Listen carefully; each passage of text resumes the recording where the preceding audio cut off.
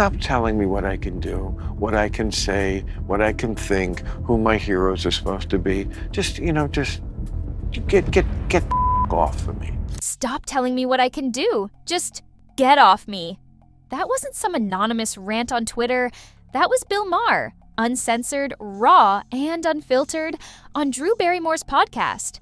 And with one line, he left Drew speechless. Not fake awkward silence, not scripted reality TV silence.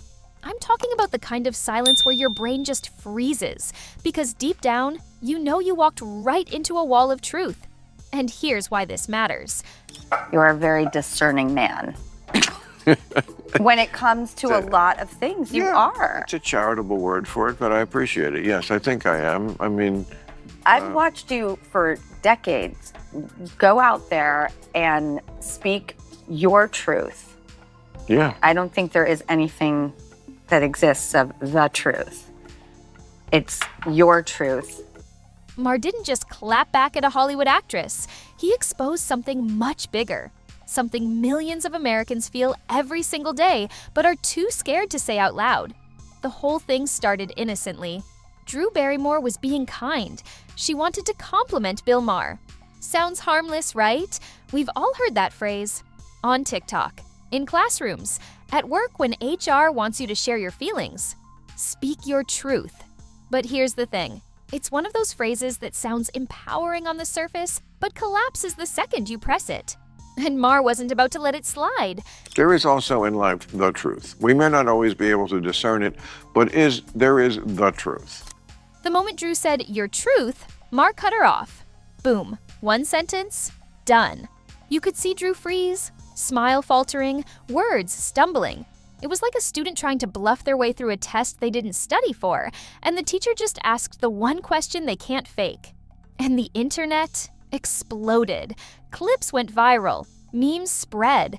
People who've been silently choking on political correctness finally felt like someone said what they've been screaming inside their heads for years. But it's very hard to be the one on either side to ever proclaim you know what it is. That is a dangerous thing to do. Agreed. We always need to hear, because we don't know. We're not God. No. Right. No. But it does exist, the truth. Not everything is just your truth. I mean, your truth has become sort of like code word for just whatever I feel like believing. Well, that's not really the same thing as your truth.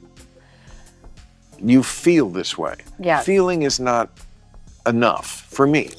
See, Maher's point was simple but devastating.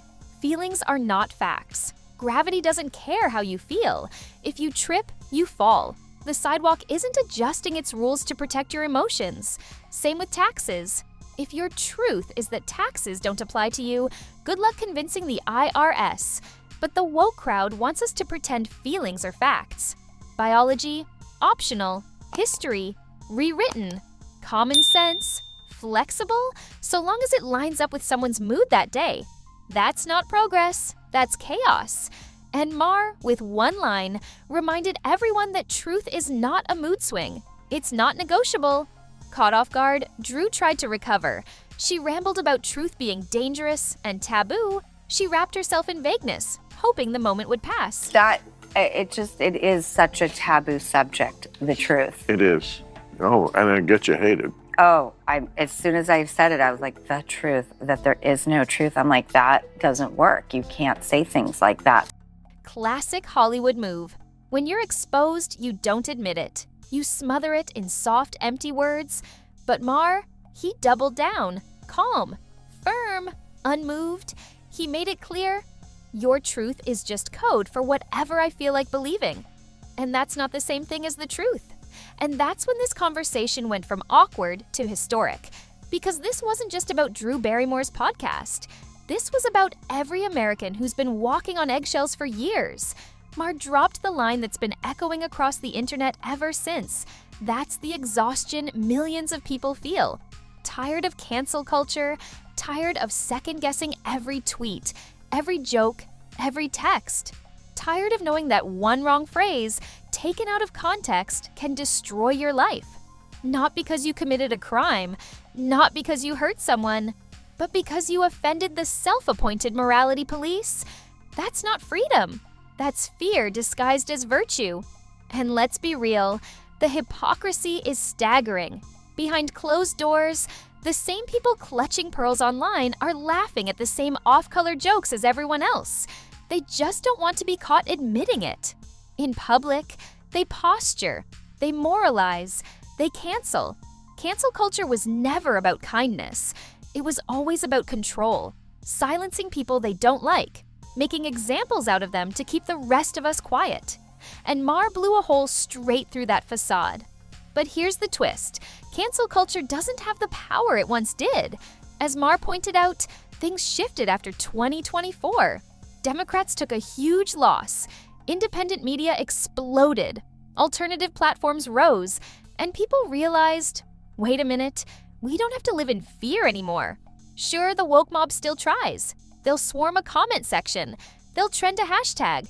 But the backlash, it's bigger now. People are fighting back. Free speech isn't just surviving, it's clawing its way back. And here's why Maher matters in this moment. He's not red, he's not blue. He roasts both sides. He calls out hypocrisy, whether it's coming from Republicans or Democrats. And that kind of consistency, rare. Compare that to mainstream media, where the rules are predictable. Hammer the right nonstop, give the left endless passes. People are sick of it. They see through it. That's why, even though the woke mob hates him, people still tune into Maher. Because in a world full of cowards, at least he'll say the thing everyone else is whispering. And Drew Barrymore? She became the perfect example of why this matters. She wanted your truth to hold up. She wanted that soft Hollywood phrase to protect her. But the second it was challenged, it crumbled. She froze because deep down, even she knew. It doesn't exist. There's no your truth, no my truth. There's just the truth. And the truth doesn't care if it hurts your feelings. So here's the real question. Are we finally done pretending? For years, people have been walking on eggshells, whispering instead of speaking, carefully trimming every sentence, double-checking every joke, every tweet, every thought before letting it out. Why? Because the mob might be listening. Because saying the wrong thing, even by accident, could end your career, torch your reputation, and make you a villain overnight. Think about that.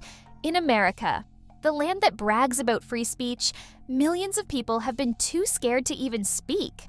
That's not freedom. That's a prison without walls. And then, Bill Maher drops one line on Drew Barrymore's podcast, and suddenly the mask slips. Drew was trying to be kind, maybe even flattering. She told him, "You've been speaking your truth for decades." That's the kind of safe Hollywood phrase that usually just floats by. Nobody challenges it. Everyone nods along. It's comfortable. But Maher, he didn't let it slide. He leaned in, looked her dead in the eye, and said, "There's no your truth. There's just the truth." Boom. And the look on Drew's face, you could almost hear the gears grinding. She froze. She stumbled. Because that one sentence tore apart an idea that so many people have been coasting on. The idea that feelings are the same as facts. It wasn't just a celebrity moment. It was a signal, a crack in the facade. Proof that deep down, people are starving for honesty. For someone to finally say out loud what most of us have been thinking, but we're too afraid to voice. Because let's be real, how long can we pretend that your truth and my truth carry the same weight as the truth? Gravity doesn't bend because of your feelings. History doesn't rewrite itself because it makes you uncomfortable. And society doesn't function if every single person gets to live inside their own custom-made reality. That's why Maher's sentence hit like a sledgehammer. He reminded everyone, truth isn't fragile. Truth doesn't hide. Truth doesn't need protecting. It just is. And that's where you come in.